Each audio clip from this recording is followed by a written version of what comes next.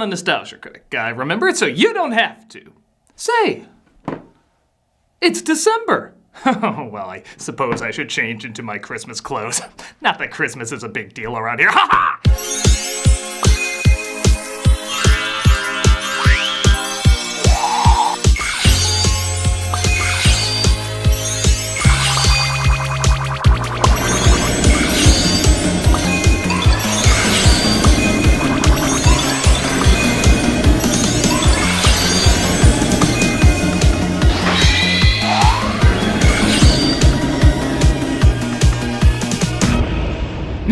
I'm ready for Christmas. Critic?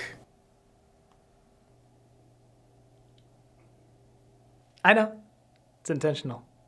I wanted to see if a more breezy Christmas was what I was looking for, as some girls choose to fight crime in this. Naturally. Naturally. But I feel I don't have the, calves for this, so I will alter this outfit. It was a good try. Yeah, you get it. You get it.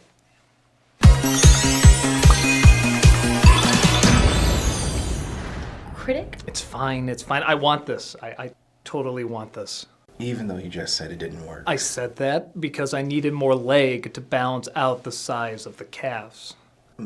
Balance out. Yes, it's freeing. It's very freeing. It doesn't look freeing. I feel alive. Very alive. You look dead. Very dead.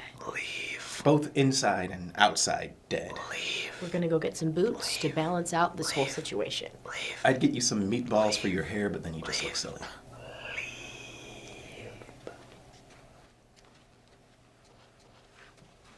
Somehow this connects to the Grinch.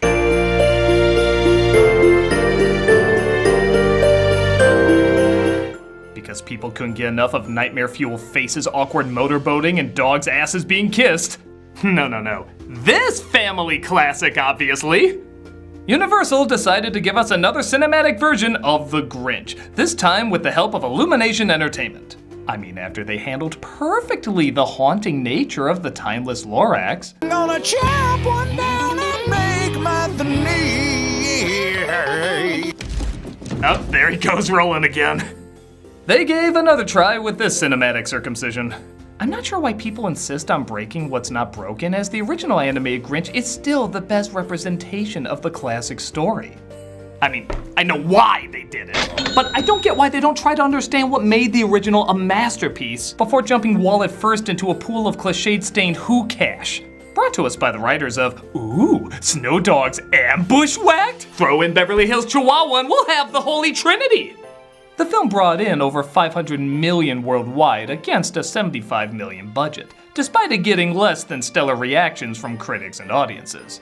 So I guess the question is, what got better and what got worse since the last theatrical outing? And is there anything better in it than the original? That's adorable, you'd think that question is even worth finishing. So let's take a gander at how this animated green shit smells different than the live action green shit. This is... Oh, hey, we found this red bow we thought you could put in the back to really complete the look. I hate everything you right now. It'd be like your present to open up. There isn't a name yet for the hell I have planned for you, but rest assured you will be screaming in it. Okay, well, let us know if you need any other accessories. I won't! You look great, sweetie. Some leggings would be nice. The film opens with a narration from Pharrell Williams. Only it's not a dream, or a hoax, or a ruse. As it just made too much sense. As the film looks pretty enough, I suppose, but sadly this movie falls into an unfortunate category that a lot of animated movies are falling under. And that's being like every animated movie that's out. You notice they're all kind of opening the same. We see a colorful town, it's always super busy, and usually filmed in long shots. There's some zany slapstick that folks are just used to in this environment. And some outsider, either the hero or villain, is introduced. Now here's the thing, it's a good opening. The first got a bajillion times it's been done, but after that, you gotta add something new. The idea of these intros is to let you marvel at a world you've never seen, show how it works, and how/why a character doesn't fit into it. But because it's been done so much, the marveling element is less impressive. And a world like this that maybe 10 years ago would have been cool is just another kids' movie fantasy land. Unless something really charming or funny is happening, we're just not gonna be sucked in anymore. And Do you think these lines are funny or charming? Smells like Christmas. Have a great day, dear. You too, honey. Whoa, where are you going? Here you go, kid. Have a wreath. Oh, It's not even jokes or character building, it's just stuff being said. It's the equivalent of being like, wow, what a brown door. That is a brown door. Has that whimsical music scored anything as charming as that brown door? I think not, brown door. Brown door. Brown door. Brown door. Brown door. That is such a brown door! Here's to no conflict ever entering our lives. Brown door. Brown door. Brown door. I'm enchanted. Brown door. We're introduced to the Grinch, played by Benedict Cumberbatch. Cool Sherlock Smog British accent or weird Chris O'Dowd House American accent? Where's my personal reserve of moose juice? And goose juice? My emergency stash of who hash? House it is. As he wakes up to Christmas music, which not only has me asking why he'd set it to that in the morning, but what the hell do the Jackson 5 look like in this world? I mean, we know Michael grows up into a Who, but still. You're mean one. You really are a heel. Did you really think there wouldn't be a Grinch rap in this? My favorite is it sounds like the rapper was shoved in at the last minute as a replacement for Snoop Dogg leaving to do Addams Family. So it all sounds like a first take. Okay, got 2 minutes. What you got here? You're a mean one. You really are a heel. Okay, what's next? You're as cuddly as a cactus. You're as charming as an eel. Okay, we good? Who is this mean fellow with his skin all green and his teeth all yellow? His teeth are perfect. White strips might take him up as a model. You got termites in your smile. Liars! I'm disturbed not only to see him in his underwear, I weirdly don't want to think what his dick looks like, but find he has skin suit pants to wear as well. As if he Buffalo Billed Bropey from Yo Gabba Gabba. These are all questions no one should ask! What is this depressing bean? No. That's impossible. It can't be out of food. So here's the thing. Benedict Cumberbatch playing this Grinch would have been fantastic. Both him and Karloff had these elegant British accents with soft but cryptic voices. It would have matched perfect. But he's not playing that beloved creation. He's playing this tool. Super hyper, super silly with a nasally whiny American accent. This is one of your kidding things. Finally, something you said is actually funny. It's not even consistent. 1 minute he sounds like Dr. Venture. What is wrong with you? Didn't you see me? I mean, if that was a sled, I'd be dead. Come on, really? I don't know what the hell you're singing about. The next he sounds like Agador Spartacus. Oh, you're a scream. Have a nice life. Goodbye. My father was the shaman of his tribe, okay? And sometimes he even sounds like Jim Carrey's Grinch. Christmas! Christmas season is stupid! It's like every day he came in to record, he forgot what voice he did the previous session. But don't worry, the one consistent thing about this movie is how inconsistent it is. Yes, the Grinch hated Christmas, the whole Christmas season. Now, please don't ask why. No one quite knows the reason. Yeah, these movies always use that line moments before they go into great detail the exact reason he hates Christmas. Liars! This is a 2018 family film. That means the mother is either a strong working single parent or dead. I can't today. I have a list of errands a mile long. I'll talk to you later. I have to get breakfast on the table. They still got you on the night shift, huh? Sure do. You'll see me in an upcoming Hallmark movie. Which one? All of them. Sounds right. Again, like in the Carrie film, the Grinch goes into town, which I never got. Isn't the idea he wants to stay far away from the Who's? I can see him ordering groceries from the store and leaving no tip for the delivery boy before pulling Nickelodeon pranks like this. The idea was he's a stubborn old recluse. Thus, it's the years of joyful noise in contrast to his personality that pushes him to finally act. And it makes sense. We've all known someone like this, especially around the holidays. This Grinch throws himself into the Who's and attention-grabbing mayhem. And Merry Christmas! Are you getting that? No.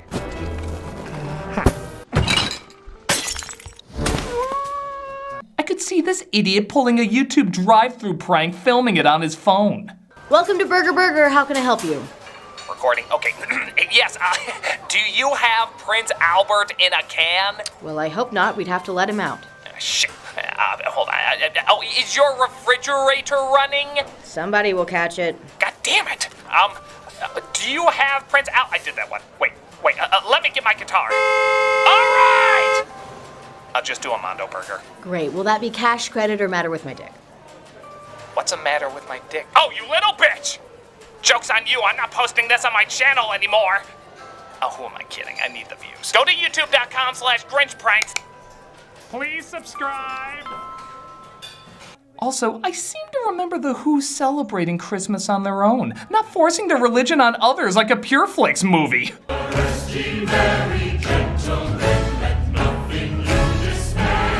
Black Christmas is officially the second scariest holiday movie ever made. Meanwhile, overworked McPerfect has a daughter named Cindy Lou Who. Roger that, Mom. They really should have called her Tomboy No Joy, as again, this is their attempt to update what didn't need to be updated. Cindy Lou is supposed to be the child innocence to set off the Grinch's old corrupt soul. Though she's as interesting as tap water in the first film, they did at least get the general idea of what her role was. But here, she's replaced by... Here goes Cindy Lou Who as she dashes through the snow. girl power, I guess? She's just every generic, energized kid who gets in trouble but means well in her heart. Again, this can be done well like Gosselin, Lilo, or Mabel. But where they had funny lines and unique interactions, she has shortcut and bon appetit and oh no! Any lines any kid in any movie would say, instantly forgettable. The original didn't need much because it was short and simple. People still remember Cindy Lou from that because of the way she was drawn and how charming she was. And yeah, she said very little, but what she needed to do was effective. But when you're doing a film that's supposed to have, I guess, complicated characters, you can't make them this Anakin. Yippee! I haven't been this angry since Dante Bosco didn't put me in his autobiography. Oh, you did the Family Guy thing to promote the book. Thanks so much. Yeah, links down below.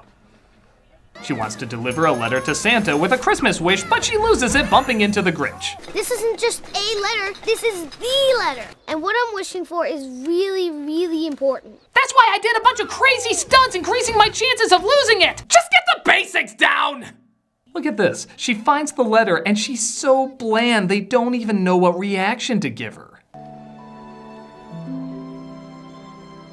Emotion leaping off the screen! That's a deep, complicated face that says, I exist, I guess.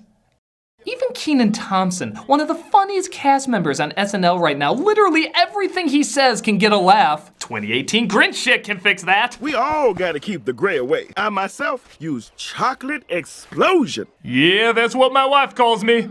Or at least it. I'm just trying to make it a little funny. The mayor wants Christmas to be 3 times bigger this year. Again, part of the charm of the Who's in the original is that they were celebrating for themselves. Nothing was forced. While the live action one was at least making commentary on it being over-commercialized. While over-commercializing. Here, they go over the top for no reason, making them pretty annoying to put up with. It's the most beautiful Christmas tree you've ever seen. We had to kill 20 Loraxes for this, baby. Somebody's getting a nice orange fur coat.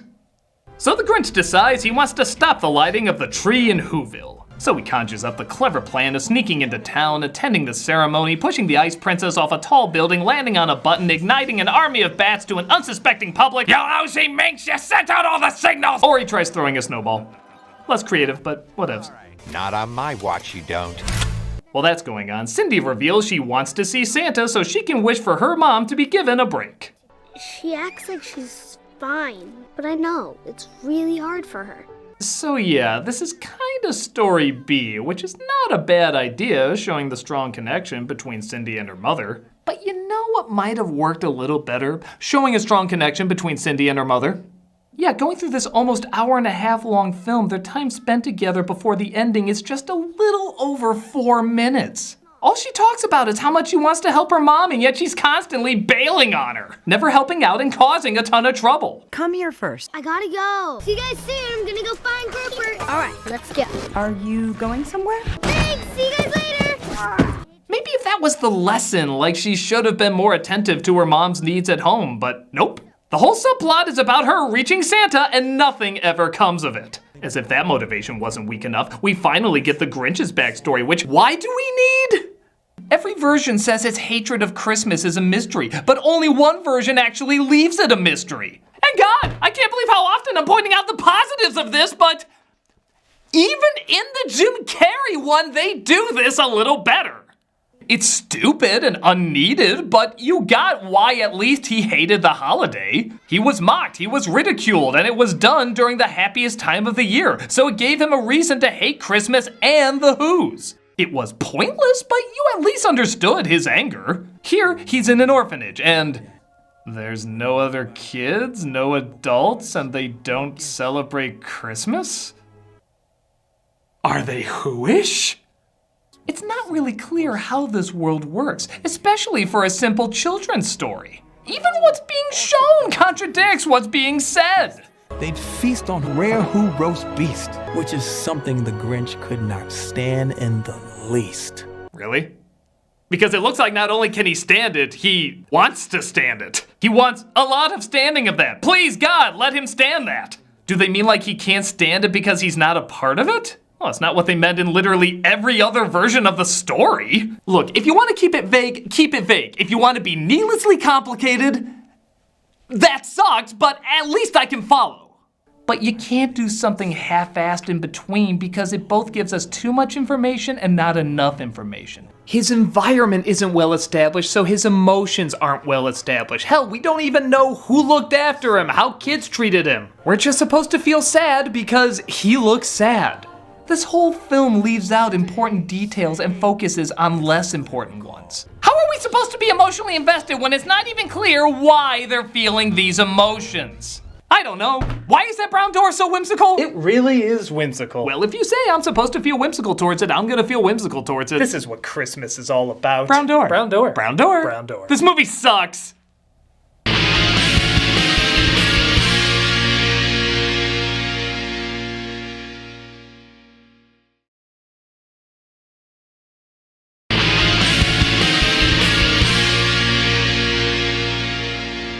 Hey, what does this and Norm of the North have in common? They both have snow and twerking. Genius starts with the abs, Max. Let's be honest, if it existed in 2000, it'd be in the other one. So he looks through a Christmas almanac to figure out how he'll become Santa. Christmas tree, Christmas traditions, Christmas pudding. That's funny, there's no mention of Jesus in here anywhere. The war is real, you were right, Kirk Cameron! He discovers he needs a reindeer, so he searches for one in the mountains and finds one that he calls Fred. This is a routine I've never seen in cartoons. You know, that's another problem with movies like this. They're treated like cartoons, not animated films. And yes, there is a difference. What I mean is there's a lot of fast motion and zany humor to entertain kids, but it's without any discipline for character.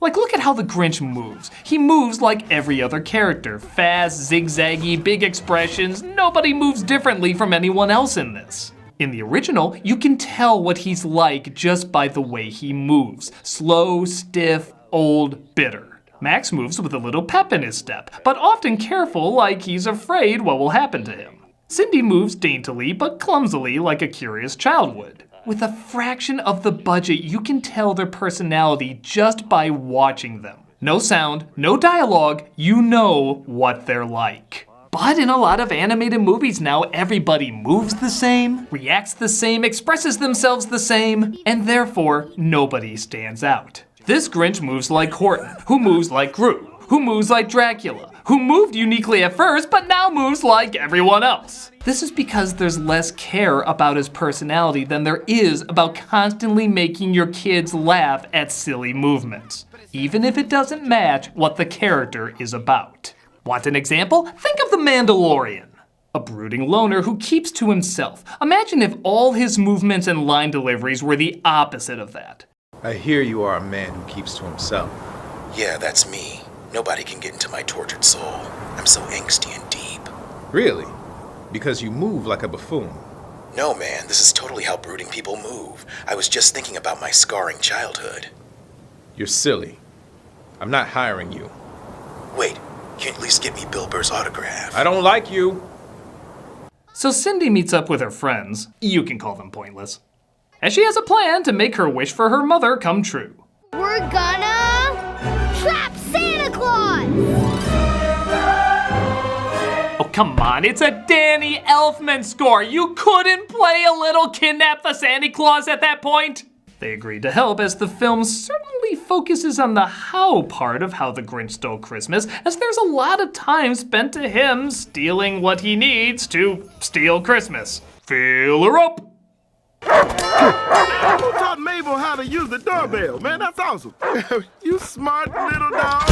You ever notice everybody in this movie sounds like a light imitation of their usual talent? Like, that sounds like a half-assed imitation of Kenan Thompson, doesn't it? That sounds like a half-assed imitation of Benedict Cumberbatch, doesn't it? Even the Danny Elfman score, it's like they said, okay, we can't afford Danny Elfman, so give us an imitation. But I am Danny Elfman, and we can't afford you, so we're paying you half for an imitation. You think you can do that? No, I can do that. The Grinch actually grows a conscience when he sees Fred has a family and decides to let him go. First of all, how long has Fred been avoiding his family when he's had ample opportunities to escape? Fucking deadbeat dad? Second, he lets him go? What was even the point of him? And when is the Grinch nice to animals? I thought the whole thing was he treated Max like shit. One of the many reasons there's so many mean songs about him. We liked hating him. Oh, wait, my mistake. He's actually nice to Max in this one. I dare even say, treats him like a member of the family. All right, I'm sorry. You're a good dog. What would you like to do? Did these two get married at some point? Look at this. In the original, it was like a punishment when he was forced to be the reindeer. But here, it's a great honor. You will guide my sleigh tonight. Okay, so as much as they fascinatingly get wrong in this, the film does kind of get a little fun when he starts actually stealing Christmas, showcasing all these creative gadgets. They're super imaginative, and there is kind of a fun momentum around this point. But again, in the context of this world, a lot doesn't add up. Not only is his motivation for doing it still pitiful, so it's hard to get behind it, but little scenes like this happen when he comes across a sleepwalker. It's the Grinch. Shouldn't he have taken that glass? For Christ's sake, he took ice cubes from the original. How are you constantly doing the opposite? When Cindy Lou comes across him, it doesn't make any sense either. She should recognize him. I can't believe it's really you. Yeah. I mean, in the original, she's 2. In the other film, she's dumb. But here they establish she's supposed to be witty and clever and such, so it doesn't match that her character would fall for this. Everyone wants presents. No, really, I don't. I want you to help my mom. Your mom? She needs to get laid bad. I hear there's a gigolo place down the street called Green Eggs and Ham. I should fix her right up. He of course still takes everything, leaving the Who's to wake up without any presents at all. Oh, Santa gave the gift of poverty. Now Mom won't have to work at all. Good job, Santa! Where's the decorations? All the presents. Once again, the Who's have to convince themselves that Christmas is worth more than just presents, which still drives me insane, as they did that in the last one too, and I just think it's more powerful if they don't notice the presents are gone. Like they're too distracted by how happy they are that it's Christmas Day. But then we couldn't leave it open to people filling in what a little bit more means. Yeah, here we have to friggin' spell that out for you. Christmas isn't here. And besides, I already have the greatest gift I could ever get. Burglary insurance. You are a close second. As you'd expect, everyone sings, the Grinch's heart grows, the presents tumble, and there really should be a censor bar there. Fred! They wrote you a reason for being in this at the last minute! Thank God for padding! He of course returns the gifts to hand back to all the Who's. Hello, everybody. I stopped Santa from stealing all these. That's one kick to the sleigh bells he won't forget. He admits to his wrongdoing and walks back home after returning the gifts. Not now, Max. I need to be alone. I estimate I have 20 minutes before they rally a mob to burn me. But Cindy comes knocking on his door later that night. My name is Cindy Lou. Cindy Lou Who. I heard you steal things. I was kinda hoping you could take my brothers. She invites him to their house for Christmas dinner, and I'm not gonna lie, this is the closest thing they added in the movie that legitimately works. He awkwardly tries to blend in, not always doing a good job, but people still welcome him with open arms. It's different, takes its time, and is nicely handled. Kind of like a planes, trains, and automobiles ending, if you will. Merry Christmas, Mr. Grinch. Merry Christmas, Cindy Lou. So what kind of meat is this? Reindeer? Fred!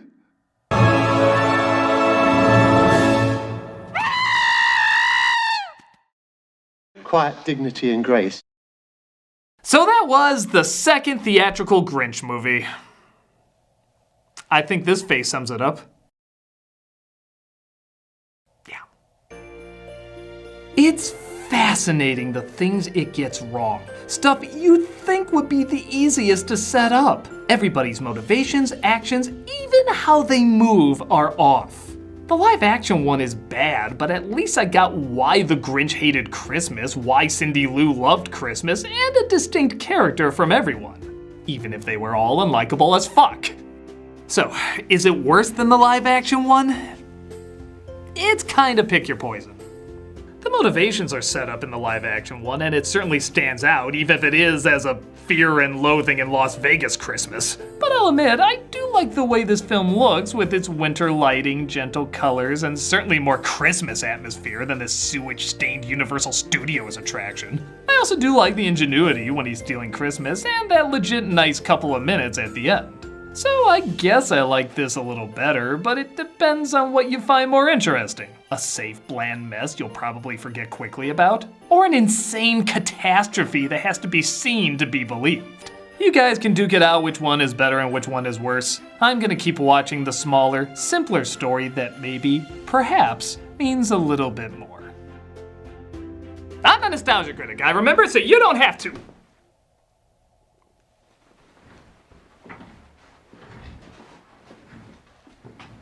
Can you at least keep your legs closed? Why are you still here? Quiet dignity and grace.